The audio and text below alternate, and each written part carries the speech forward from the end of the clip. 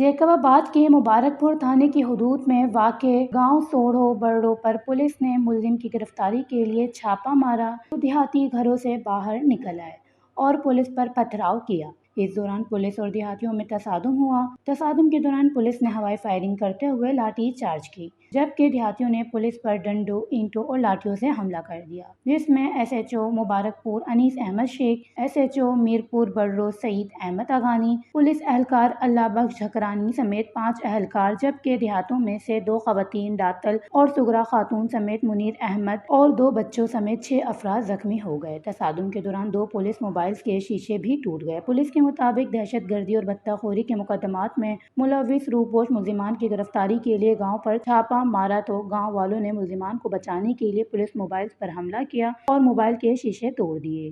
دوسری جانب پولیس چھاپے کے خلاف دیہاتیوں نے احتجاج کرتے ہوئے سڑک بلاک کر دی ہے۔ واش نیوز، جیکب آباد، سندھ۔